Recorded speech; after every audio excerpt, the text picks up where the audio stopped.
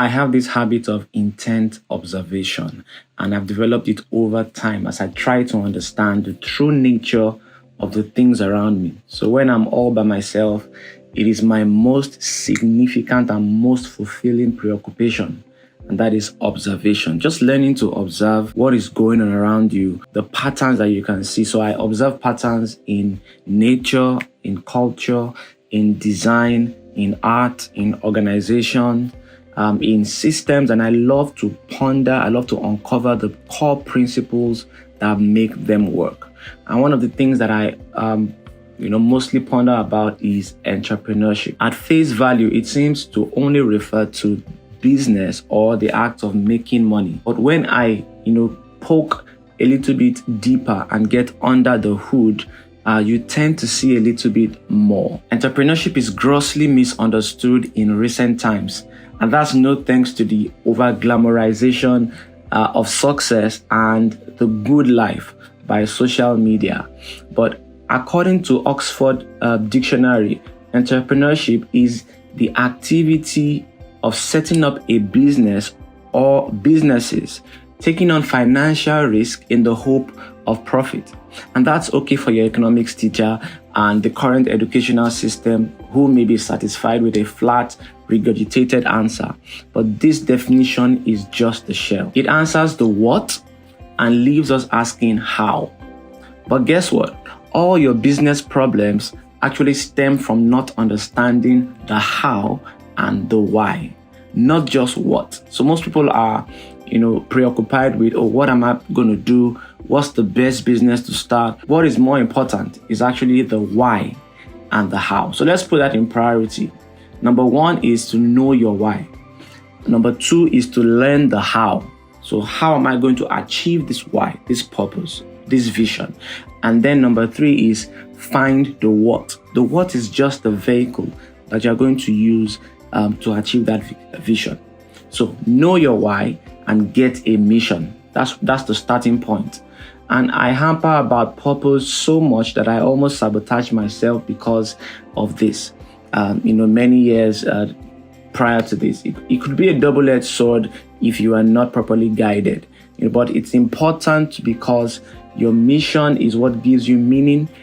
It's what brings meaning to your work. It's what ensures that you remain centered on your unique path of progress. And ultimately, it's what gives you fulfillment when you eventually achieve your goals.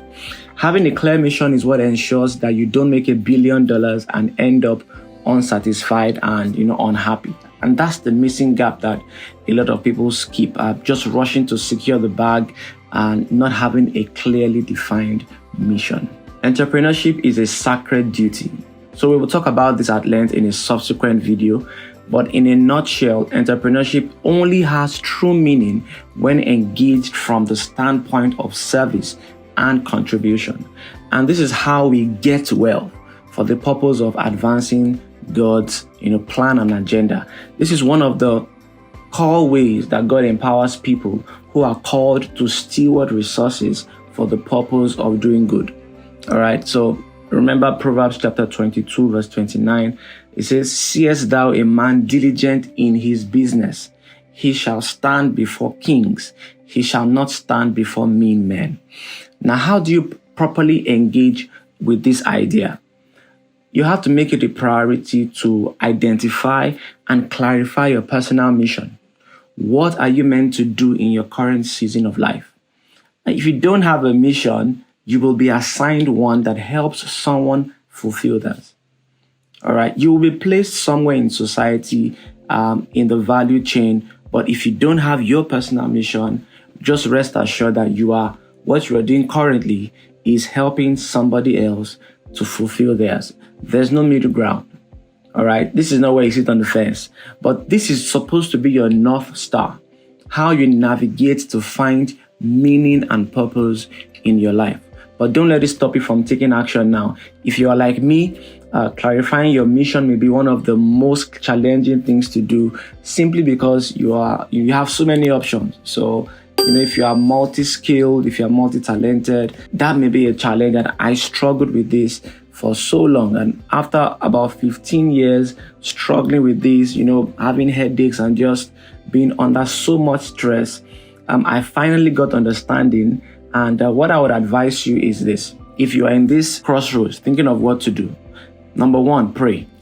All right. No one knows the things of a man except the spirit of the man which is in him. That's 1 Corinthians 2:11. Right. And this is not about finding what to do to make money. I'm saying you need to find the reason you are here in the first place. So that's what we're talking about. So pray. Number two, practice meditation and self-awareness. You will get inspiration from self-reflection. Remember, observation. All right, observing your curiosities, your burdens, your interests, and just carefully considering the thread that links all this together. Remember what I said earlier about observation. I tell you, there's something about forming this as a habit, just observing what's going on around you and trying to uncover the principles behind all what's actually going on under the hood. So run with what you have. Pray, meditate, and run with what you have. Don't wait to have it all figured out. This is something that also gave me a lot of stress. I think it's a mirage to want to know the end before you begin. It's something that is attributed to humans. We always want to see, the full, clearly laid out plan. But you just don't have the ability to do that. If you knew how everything would actually, all the encounters, the situations, the coincidences, if you actually saw everything, you probably will not have the courage to go on. Okay, so God has the plan laid out, but you just have to know what the ideal next step is. You simply don't know enough. So stress and overwhelm come when we lose our center and begin to focus on things that we can't control. So ensure that you take the ideal next step and be ready to adjust and course correct whenever the opportunity or the need to do so arises. So practice constant reflection and observation. And even if you are doing something that's working, always have this self-reflection and times of just taking account and reviewing where you are. I like the analogy of driving a car or riding a bicycle. And if you ever see a car that's going, in a straight line, what's actually happening behind the wheel is that the driver is making a lot of adjustments, going left, right, just little turns.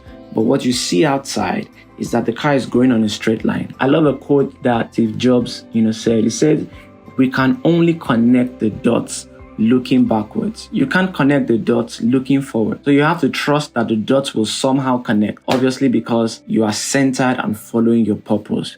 That's your North Star. So now that we've cleared out some of the bushes, let's look at how entrepreneurship works under the hood. Entrepreneurship at its core, it's all about creative problem solving. This is what makes it so rewarding and also eternally fulfilling. With this lens, let me show you why you may be struggling with making money consistently, starting or scaling a business, or just finding fulfillment in what you're doing. The starting point of entrepreneurship is the creation of value, and solving problems is the most direct way to create monetizable value. If you have a challenge and I present a solution, you are willing to exchange money for my solution. Simple. That is the basis of business. So here are the pillars of entrepreneurial progress. That's what I would call it. Number one, identify or learn a skill. Number two, put it to work. Number three, talk about it. Number four, teach it. And number five, learn business. So as I stated earlier, it starts with value. You start by learning a skill. If you don't have one, go and learn one. No one is born with the $1 million skill stack and all those things. Everybody learned somewhere, either by being an apprentice or solving their own problems. So what value do you have to offer? You always have to ask that. And you always have to increase the value that you can offer. In order to solve problems, you need something fundamental, which is a skill. No skill, no value. No value, no money. End of story. Identify what marketable skills you have that you can leverage to earn an income. So marketable means that it is valuable enough that somebody would happily exchange their money for the result that you can generate for them with that skill. Your skills can be something you learned in school, as I said, something you learned from apprenticeship, something you learned in an online or offline course, a seminar or a workshop or a program.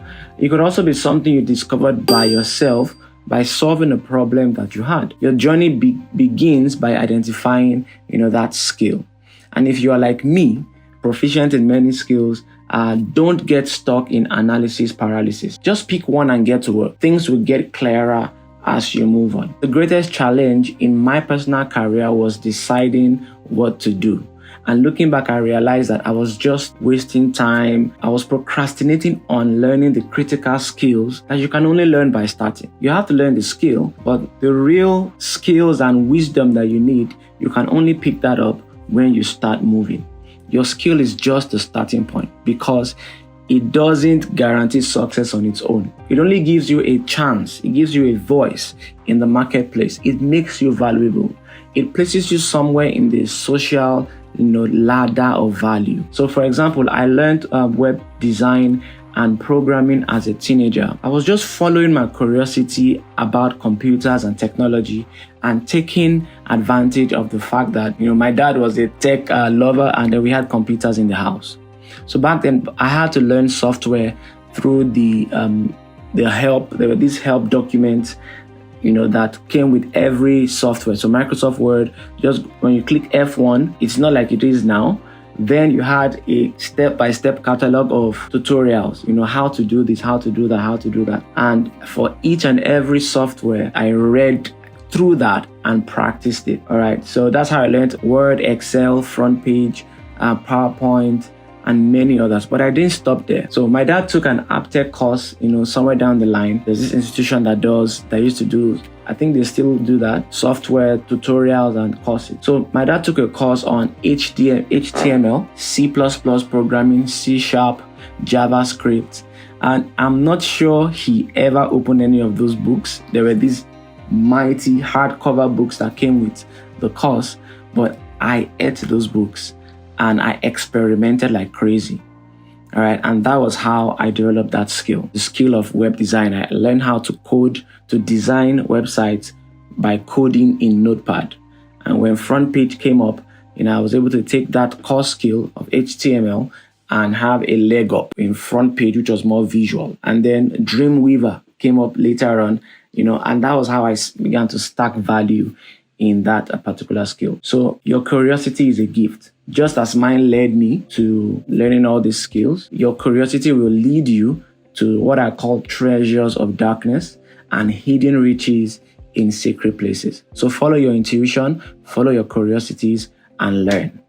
Today, you can learn virtually anything for free with Google and YouTube if you can find your way around that. And if you want it a bit more organized, you can buy a course on Udemy or directly from someone who is ahead of you in the game. So they can put the course together, the knowledge bits together, and you can learn sequentially and save yourself some time. So you've learned a skill, put it to work. Start a project, either for yourself or for somebody. You haven't really learned anything if you have not applied that knowledge to productive use. If you don't have a client, create a project for yourself to apply what you have learned. If you learned tailoring and you don't have a client, then sew clothes for yourself just to hone that skill. So when I was learning web design and programming, I started building websites for myself to practice.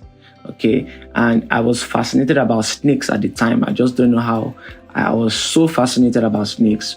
I developed a website, like an online resource for snakes, the anacondas, mambas, the rattlesnake, pythons, cobras, and I was just cataloging them. But that was just using my curiosity and my interest, to hone that skill. Eventually, I became my dad's personal assistant because of my skills in typing and presentation, stuff like that. And I also became the computer teacher in my secondary school, or the assistant computer teacher. When it came to anything practicals, I was the go-to guy. The teacher did the theory, I did the practical. So you can see how I was applying the things I learned to real life projects, all right, applications. Put it to work, and that's how you hone the skill. Number 3, you learn by doing. Once you begin to apply those skills and get practical feedback, what you derive is what I call learning. So I make a distinction between knowledge consumption. I think learning is 2 steps beyond knowledge consumption. So when you consume knowledge, you have to do, then you learn. All right. One of the mistakes of the current educational system is to think that we have learned something just because we retain the knowledge in our head. But you realize when you get out of school and you are faced, with the real life challenges or, the real life demand for that skill, that's when you actually learn what you thought you had in your head. I gained an understanding of coding, graphics, copywriting by creating those websites and working for my father for free. And later on, my web design skills evolved into digital marketing as the internet progressed and social media came up. But all this while I was studying architecture, which is another skill, okay? But I added extra skills in social media, in sales, in blogging, internet marketing. And you can see how the skills start to stack up as you progress just in life with the opportunities that come your way. So you learn by doing. The next step is to talk about it. Many people are stuck on being an introvert. I'm introverted as well in my personality, but when it comes to business purpose and what I'm supposed to do, if it entails getting in front of people, you have to put yourself out there. And this has nothing to do with your personality. You don't have to be the boisterous, all over the place person, but you need to speak your value. So use social media, use your WhatsApp, your status, talk about your insight. What have you gathered? What wisdom have you gathered from this job you're doing, this skill, this area of expertise, and from your personal experience? Talk about your skill, talk about your career, your job, talk about your industry. Genuinely just share your insight. And this helps you to find your voice. It helps you to refine and articulate your understanding of the subject area. It also helps you build authority in your area of expertise, because people tend to, they want to know what you have to say about this. So they begin to perceive you as someone who is knowledgeable and has some authority in that area. So you start growing an audience of people, and then you find a tribe, kind of building like a community. This will happen organically as you start talking about your craft. And again, this is not about being a social media guru or influencer. It's just finding and taking your place in the societal hierarchy of value. So talking about your craft will also lead you to realize what you truly love doing, because you have to talk about different areas. You have to bring information together. So you will tend to see some new light that you wouldn't have seen if you didn't talk about it. So share your experiences, talk about your projects, and don't hide your challenges. Sharing challenges makes you relatable. Your personal fears, your personal challenges doesn't make you weak. It just makes you relatable. So very important. So the next step is to teach the skill. So you talk about the skill, but you teach it. There's a quote by Robert Heinlein. He says, when one teaches, two learn. When one person teaches, two people are actually learning. So your student is learning, you are also learning. So teaching is the ultimate path to mastery. Okay, it forces you to organize your experience and your knowledge so that it is understandable to the student. These knowledge blocks that you have in your head, you have to put them together and make it make sense to somebody else. And that's the ultimate path to mastery. It's the quickest way to uncover the gaps in your learning, which can directly inform your personal growth track. So when you're trying to explain something to somebody and you realize, oh, this is not making sense, it forces you to go back and see, all right, how could I improve the way I have categorized this knowledge so that somebody else can understand it? And it makes you actually understand it better. If you think you don't know how to teach, think again. Everybody can teach. Don't be a victim of imposter syndrome, because that held me back so much. I wanted to be like a guru level before I start teaching so that nobody, no gaps, no flaws will be detected. But that's not how we grow, all right? As I progressed in digital marketing, helping clients to design their websites and managing social media accounts, guess what? I stumbled into affiliate marketing. So you can see how those skill stacks are coming together. But I didn't stop there. I started teaching as well. Affiliate marketing pushed me into the realm of teaching, because I had to train some other affiliates to kind of distribute the products and services that I was promoting. All right. So, but I already had an edge because I had mastered real digital skills that I mentioned earlier. And those are the things that actually make you successful in affiliate marketing. So sales, copywriting, persuasion, web design, landing pages, email marketing. I had gathered those skills, social media, video, like what I'm doing now. And when it came to affiliate marketing, I was able to deploy a whole suite of skills to achieve that aim. This is why it looks like some people like myself can generate money in any industry, because we've developed the core skills and we've practiced it, we've refined it, and we've honed it. So affiliate marketing, for example, requires skills, like I said, graphics design, copywriting, social media marketing, video marketing. And guess what? As I started to recruit other affiliates, I learned coaching, I learned public speaking, because I had to do workshops, online workshops, Zoom calls. I was doing all those things to market my products and to train other people. And I learned public speaking. All right. And each of those skills is worth mega bucks on its own. But the real dynamite is when you're able to combine all of them together like I can. The last step is to learn business skills. Once you have a marketable skill and you can solve problems and you can generate money out of thin air, literally, but you need to learn how to scale and manage a business. Okay? The fact that you can make money doesn't mean that you understand business. So learn the basics of sales, operations, negotiations, risk management, human resources, finance, and learn at your pace. All right, learn at your pace. Learn what is required for the level that you are. While building my affiliate marketing business now, not just the skill, not just the income stream. While building the business, I realized I had a unique angle. I discovered that my interests and communications were always around personal finance, financial freedom. It was another curiosity that grew from my teenage years, reading books like Rich Dad Poor Dad, The Richest Man in Babylon, Cash Flow Quadrant, Rich Dad's Guide to Investing, all those kind of books. I read them as teenager, but it kind of, when I had the skill of digital marketing, public speaking, that interest kind of, gave it a flavor in a particular direction. Something like this: start a business and you can make extra money to invest consistently towards your financial freedom target. So I use affiliate marketing and I teach people affiliate marketing so that they can make extra money to start building financial freedom and wealth creation. So this is my unique voice. It's what differentiates me from others. And what led me here, it was my interest, my curiosities, and I developed those skill sets coupled with my experiences, and it led me to where I am. Even though I could articulate my thoughts and my idea perfectly, I needed to fill some gaps in my understanding of finance. Because when I started talking to people like bank managers, finance experts, people that are well advanced, have gone ahead of me in their career, I realized that, all right, there were some kinds of lingua terminologies that I did not fully understand. Even though I understood the concept of wealth creation, financial independence, but I needed to be able to communicate. And that's a gap that I would never have discovered if I did not do. Are you seeing that? So there are gaps in my understanding of finance, of business, and just how the world works together. So what did I do?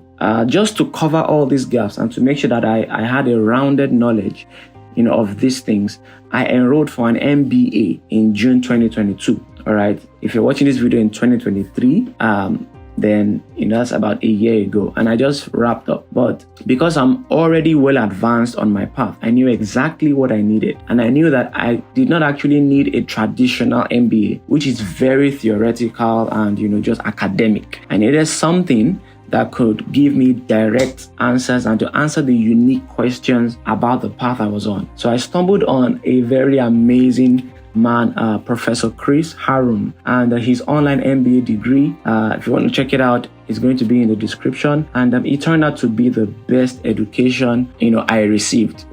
Absolutely bar none. His program, his teaching style, his personality, and his experience is so good that many people who already have MBA degrees still come back to take his own one-year program, because it's just 100% practical. No theory, no fluff, and it covered those gaps. It cemented my understanding and actually confirmed that I was on the right track. It gave me confidence to actually speak about what I wanted to do, but also to enhance my coaching skills. I also enrolled at the same time in June 2022 in a 12-month coaching program with Victor Bassi, who is my personal coach. I call him Sensei, and I wanted to learn his community mastery method. And that it's a method of building a highly successful practice as an expert and not just being a commodity coach. All right. So I learned that, and again, that just refined my value stack and how I present that to the world in my own unique way.